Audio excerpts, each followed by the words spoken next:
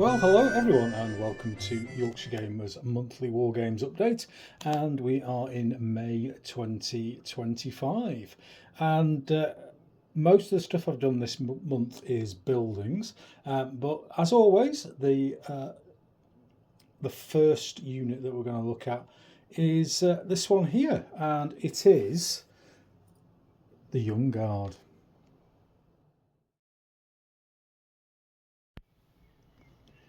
So this is a unit of French Young Guard Voltigeurs from the Napoleonic Wars, from the Young Guard of Napoleon, and the figures are from, if you've not guessed already, from Elite Miniatures.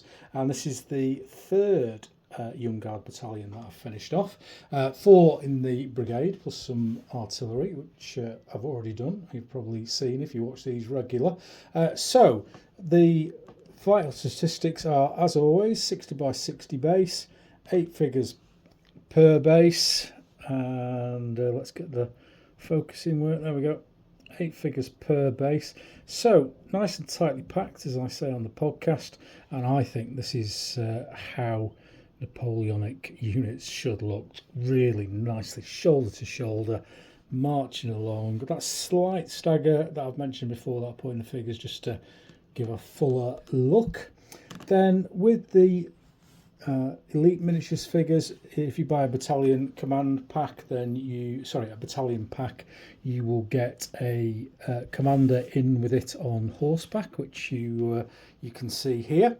And with the extended bases, it fits on quite nicely. What more classic Grand Manor players would do is that they would chamfer that back so that this would just be 40mm here, and they'd extend the front just to get the officer on. But I quite like it, well, I prefer it like that because I don't get my bayonet spent as much. The other front rank base is here, and this has got a Fanion. It's much larger than it would be, but I like a big Fanion.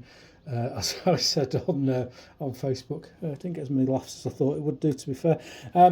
And I had a little bit of a frosting issue with this, with Winsor & Newton matte spray varnish. It always happens with me with flags and spray varnish, and I forgot, and I've had to pay for it. So it's still a little bit frosty at the moment. I've been wiping cotton buds with terps on it to get rid of it, and it does get there eventually. It's just a pain in the arse to get it right. So let's have a little bit of a look in detail. Let's get it set up as an attack column, and kind of move in. So there's a little bit of a closer look. Always depth of focus issues with this really expensive camera, but there we go. And classic Elite Miniatures look. I am so happy with these.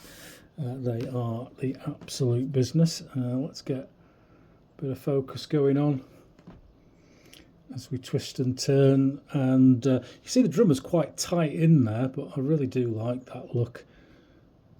And then got little yellow bugles on the back of the turnbacks. I've seen them green, blue and yellow. I went for yellow because it looks better. In fact, the little kind of flashes of colour on this uniform, the yellow and the green, etc., really bring it out. The thing with Napoleonic uniforms is you are stuck to the uniform of the unit, and it's whether the uniform looks good or not. You can't just suddenly add a flash in here and there like you would do on some Space Wombles or something. But yeah, really happy with these, and one more unit to do before I finish the brigade.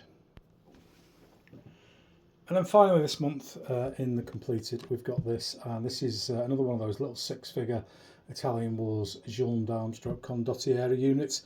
And I painted loads of horses up a couple of years ago, and you've seen in the last few months me use them for the Borgia Bodyguard, and I had 2 units of 6 left, and I was thinking of using them for Spanish, but I've decided to go all tag for the Spanish heavy cavalry, just keep them consistent. And just use these up as some extra Italian condottieri. So I've got 96 Italian heavy cavalry at the moment.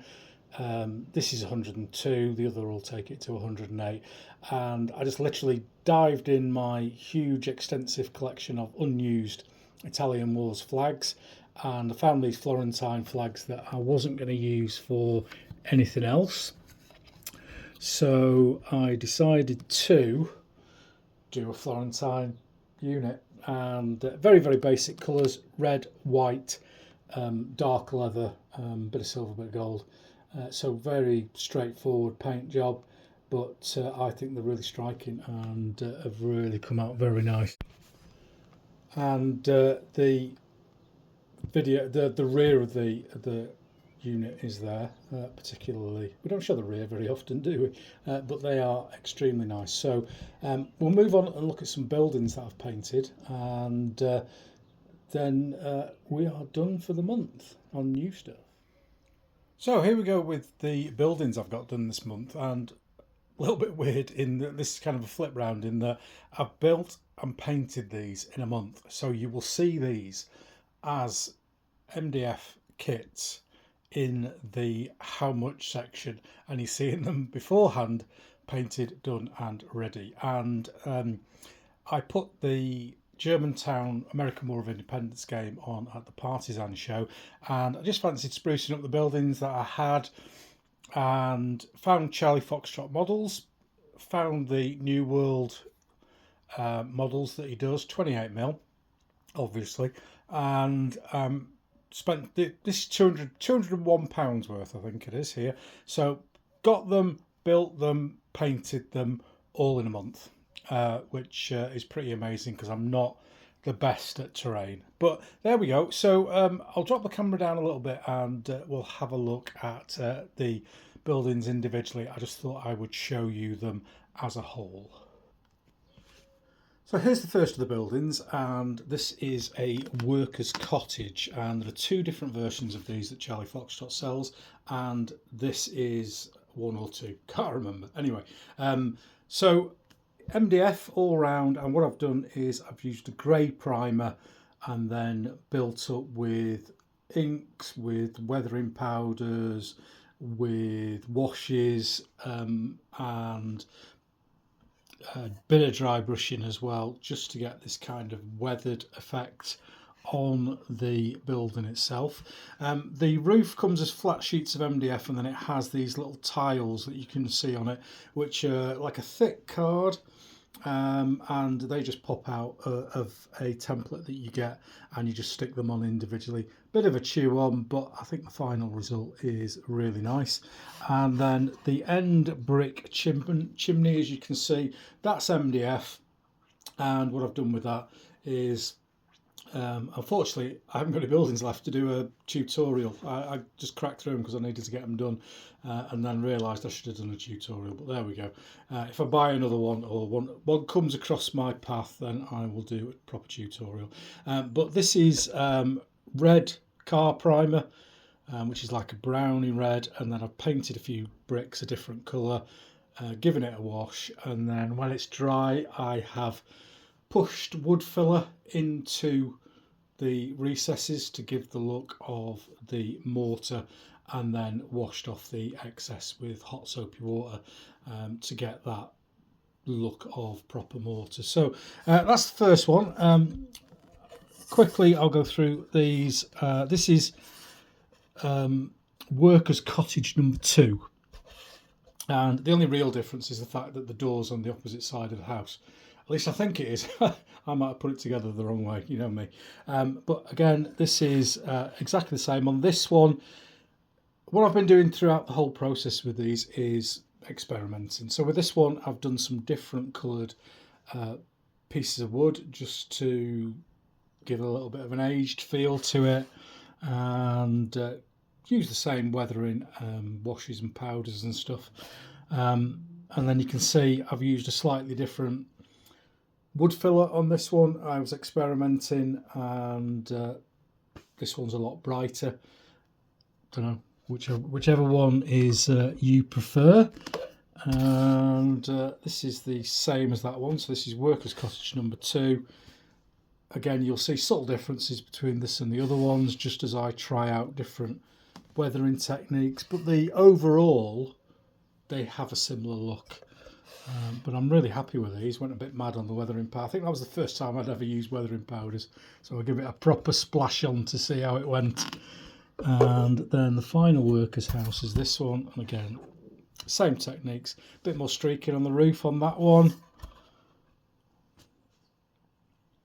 Lovely. I think they are absolutely bob on. And then there's another building that looks very similar. This is called the kitchen. And again, combination of techniques. This doesn't have the single slats on. This has an MDF cut roof and slightly thicker chimney and windows and barge boards on the other side. So that's the kind of the bulk of the stuff. 5 workers' cottages in the kitchen. I think they look really, really nice together. And we'll just bring forward this next one. This is a wagon shed. Very basic model. Again, I've done the different coloured planks on the side, bit of weathering. Now, I think that looks really good, actually, I have to say. And I effing hate doing terrain. Inside, I've just done a thick sand base, given it a dry brush, and then washed it with oil paint wash, just to give it that dirt look.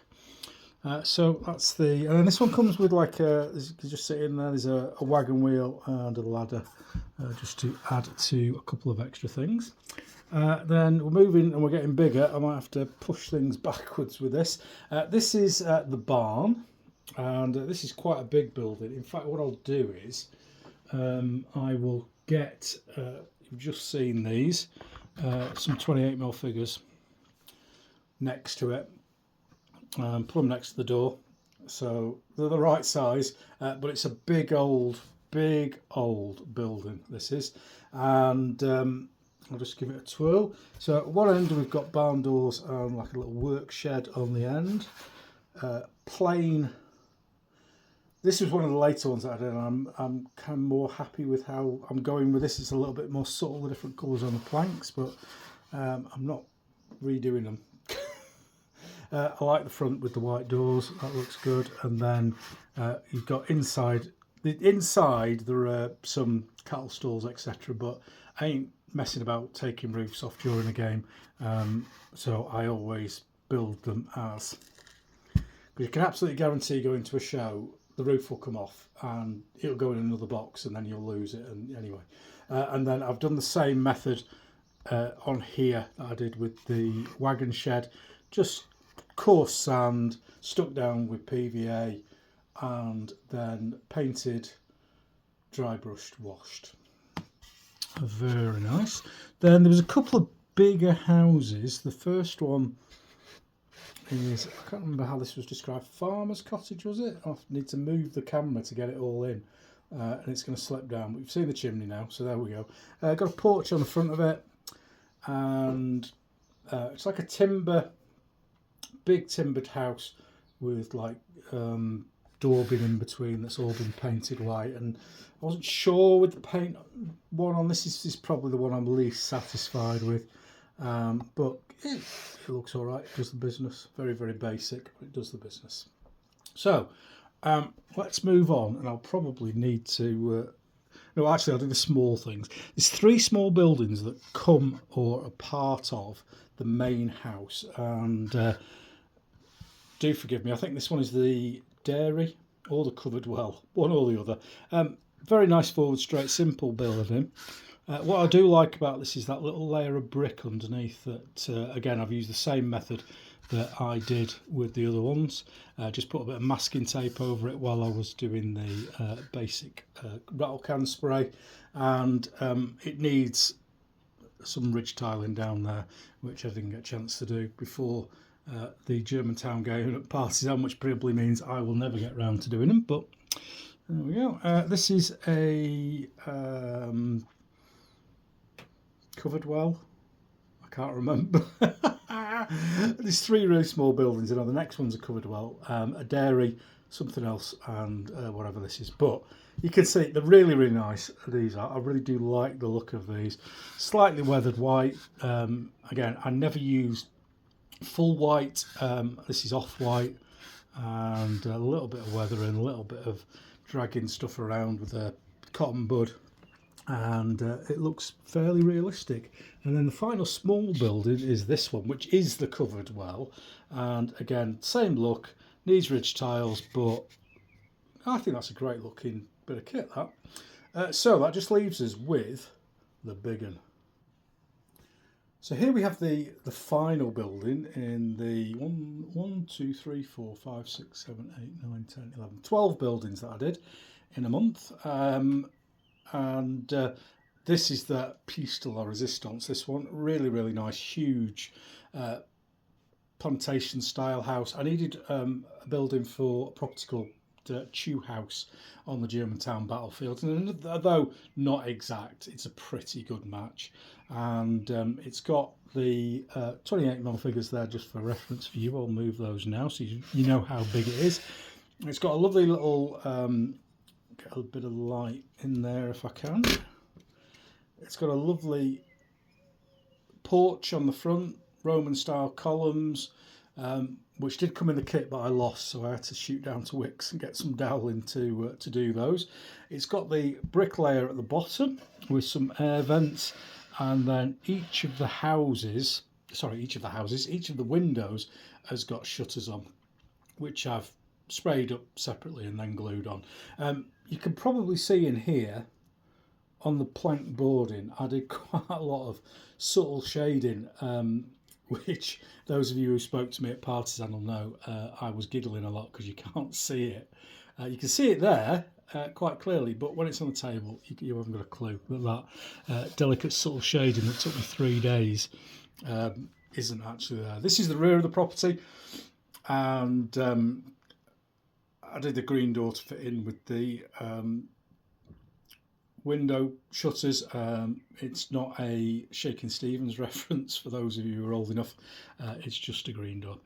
The roof is MDF cut tiles. It's not stick-on ones. It comes like that with the lasered in.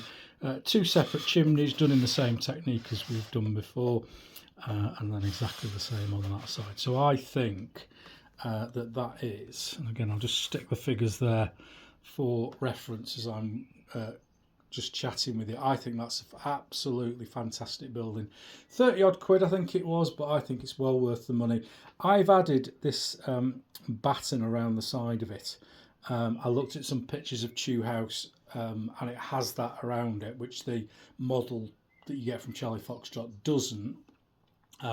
They're just lollipop sticks that I've painted white and cut the ends off. But I do like the look of this. It also covers up the join between the first and the second layers, and as I mentioned earlier on, this is glued shut. I've not kept the floors level for, you're getting pretty detailed skirmish levels when you're moving figures between one level and another, and that's just not my bag, as you probably know. So there we go. That is the Charlie Foxtrot stuff finished. I'll probably put this out as a standalone video as well, so if you see that come up, watch it again. I'll get 0.00001 pence from YouTube. I think we all know by now that the white box means twerk in progress, and something I've probably not shown before, that this little hole I've drilled in the edge of the box that I put my flags in while I'm working on. Good idea that, you can have that for now. So I'm currently working on the second Prussian Landware battalion. Let's have a look at those. So no surprises if you've already seen the previous one that I've done. So it's for the same project as the Young Guard. 28mm, building up the forces for Plan Samar at the moment. Prussians, 1 unit of Prussians, 1 unit of French, 1 unit of Prussians, 1 unit of French. And I'm on my 2nd unit of Landware. I've got 3 line, and this is the 2nd Landware, so this will be my 5th battalion of Prussians. And I don't like any of the plastic Prussians. I just think they look dreadful. So I've put my hand in my pocket, spent some brass, and bought the Perry Miniatures metal ones, and 3 bases are complete, and then I have another base which is at this stage at the moment, which is not far off being done, to be fair, and you'll certainly see those in completed next month. Just didn't quite get it done in time to do this video, so I'm going to just drop the camera down slightly so we get a better view of the figures, hopefully, and zoom them forward. So there we go. There are the Prussian Landwehr. The officer is very, very shiny because I've used some black ink to darken down the coat, because he would be in a regulation uniform. Obviously that will disappear when the matte varnish goes on. This is one of the rear ranks with drummer, and then the other base that I've finished is this one here, which is a rear rank with officer. And no, that one's waiting to be varnished as well. You can see the shine on the officer's coat. So there we go. Nice quick twerk in progress. They should be done probably by the end of today, but they'll certainly be done by the end of the month. Other than the buildings that you've just seen twice on this video already, just one small purchase for the rest of the month, and I have invested in some steel fist miniatures. I haven't got millions of steel fist, I have to say. They kind of came out after I'd bought the bulk of the stuff that I was going to use. So I'm just kind of buying bits and pieces here and there as we go along. And what I've done is I've bought some of the new Swiss front rankers. So many of you will know that my Italian Wars army is based I built it for the Battle of Fornovo initially, and the early Swiss at that particular point weren't in the flamboyant Lanzknecht type jackets and cuts and etc. They were in a fairly plainish uniform, which is pretty close to the Perry Miniatures stuff that I've used so far exclusively for Swiss. So what I have done as an experiment, I bought 32 figures, well, nearly 32 figures, I'm a couple short I think, of steel fist miniatures with the intention of using them as front rank for a pipe block. So if I just, this is LM20, and we'll just put those out on the table.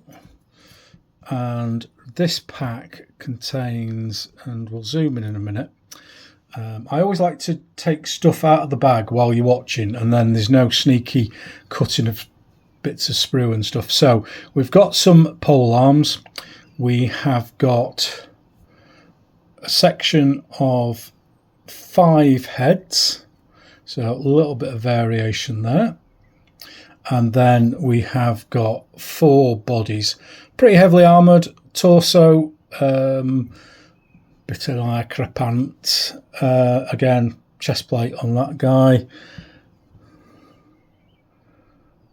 proper armour on him, and proper armour on him. So they're going to be quite straightforward to paint because they're virtually all armour. But I got a couple of bags of those for the front rankers.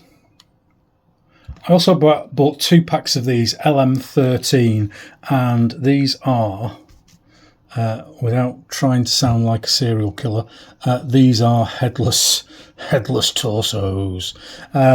And again, I'll just zoom out a little bit just so we can get them all in.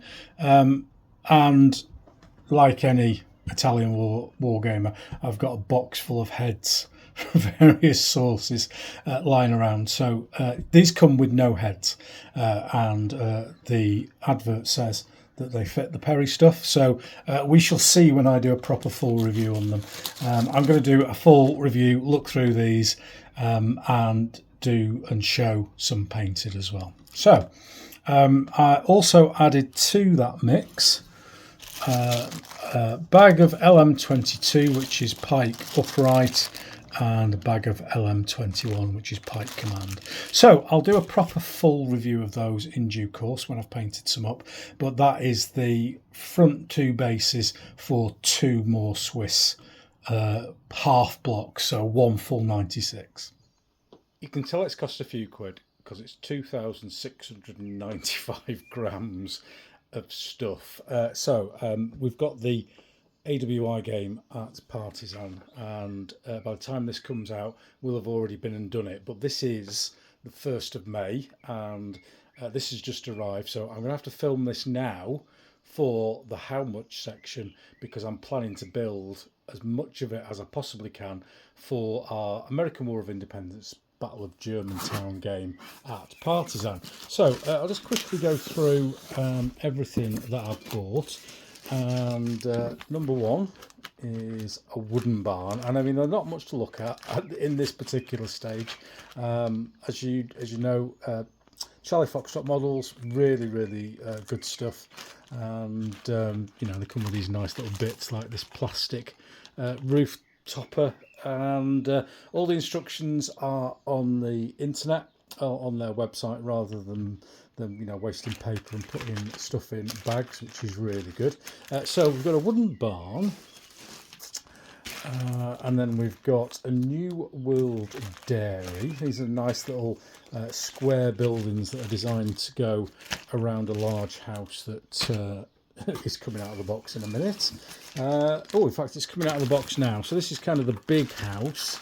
This is Tidewater Home, sorry, and this is going to be our representation of Chew House, which was the big house at Germantown. So that is there and ready to go. Then I have a workers' house number one, and a workers' house number one, two of them. There was a row of houses kind of going down towards the crossroads at Germantown, so that's what I'm going to use with these. Then workers' house number two, and there should be, well, we'll get to it in a minute. There's a lovely New World Smokehouse, which is one of this, it's like a series of buildings that go with a Tidewater house, which look really good. And there's the other workers' house too. Then we've got a New World kitchen, and a wagon shed, and what's this one? This is a covered well. It's quite a small one, but very pretty. And then finally, Esther, we have a farmhouse. So just over 200 quid. So quite a lot of stuff. Quite a lot of stuff to get through by the end of the month. I'm hoping that you've already seen them in the stuff what I have finished at the start of the video, but fingers crossed we'll get there. I've actually done a bit of gaming this month, and we went down to Partisan with some lads from the Leeds Wargames Club and put the AWI Battle of Germantown game on that you've seen the build for the buildings on, and we did a bit of promotion for the Dogs Trust charity, which is a charity of Dave Parrott, the lad who passed away nearly 2 years ago now, whose Americans were seen on the table. We had a cracking day. I didn't feel too good, so I sat down most of the day, but we did speak to loads of people at the table and raised a bit of awareness for Dogs Trust. At the club, I have been dabbling with some ancients. I painted these years ago, and they've hardly ever been on the table. So it was nice to get them out for a couple of weeks. We did 2 weeks playtesting a set of rules for a friend. I can't say too much more about it than that, but we did a bit of playtesting for them. I need to report back as well, keep forgetting. And then this week we had to go at Meg, which I've had since COVID and never tried. So Ancients on the table.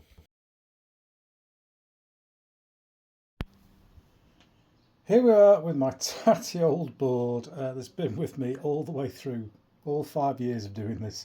It's still the same old tatty old board. I've taken the stickers off a few times, but there we go.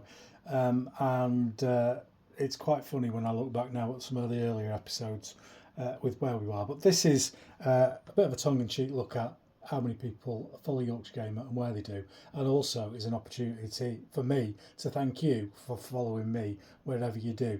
And if you haven't subscribed to the channel yet, please do subscribe. It would be really nice to grow the channel bigger and bigger, and we're just over 3,000 now, which is amazing. So the Facebook page, only up 2. I must have upset someone, and I'll mention in the World Cup, but I have upset some people recently. Bless them. Anyway, Twitter's up 21, 2,922. Starting to slowly build back towards 3,000. I was 3,500 when the great spat exodus occurred. I'm still there. And so a lot of other people as well. Instagram, 4,107. That after being stagnant for ages, it's growing 70 to 100 a month at the moment. But I'm trying to post once a day. And I think that's the secret with Instagram. Posting little and often makes the year numbers grow. Not that I am a media influencer, social event organiser, or whatever the fuck they're called this month. So YouTube's cracked the 3,000 barrier, 3,023. So happy with that, up 48, thank you. But keep subscribing. Podcast, usual steady away, up 427.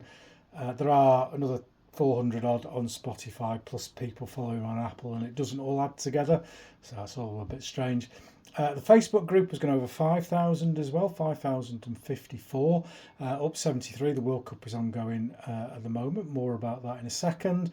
Podcast downloads, 180,343, averaging 3,500 to 4,000 a month now, regardless of how many I release, and with 73 previous episodes now, there's a lot of people still even discovering the podcast and starting it, and going through and picking the favourites and what have you. So it's lovely to see that there's still life in some of those in all of those old episodes. They all get listened to, and they're there for you to listen to if you've not had a go already. Blue Sky is 1039, up 29. Friendly enough on there. I'm having to block a load of politics rubbish at the moment from the other side, more from the left than it was from the right, that I had to block on Twitters.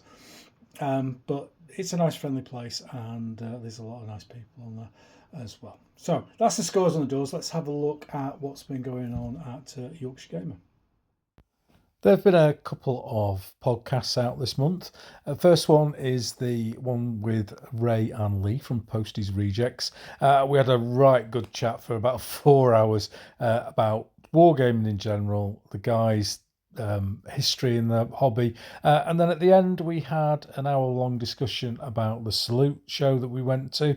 Both positive and negative. I think it was a very, very fair review, and I did speak to one of the organisers at Partisan, and he was more than happy with how we had been with our review.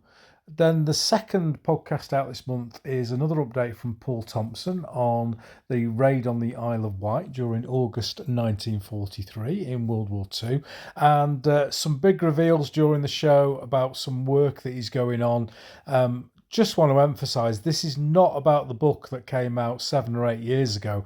This is about stuff that Paul is doing now and results that Paul is getting now that have never been heard before. So I recommend that you listen to this show and see what you think.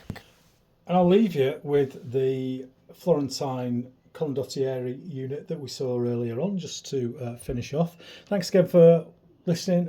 Longish one this this month, but I've been very busy, and hopefully it's busy again next month. In the background, which is a new background, you will be able to see the Yorkshire Dales. This is a Italian Wars condottieri unit that's been transferred into the Yorkshire Dales. And for those of you who don't know, the background, that's my office. That's where I work on a daily basis, and it's probably one of the most beautiful places in the world, which is absolutely fantastic, which is probably why I still haven't retired yet. But there we go. So thank you for watching. Thank you for being interested in Yorkshire Gamer. Please like and comment, subscribe. I love it when I get people's comments on the videos. It really does get some interaction going between people as well, just not just myself but other watchers as well, and it's always great to bump into people at shows. So until next month, see you.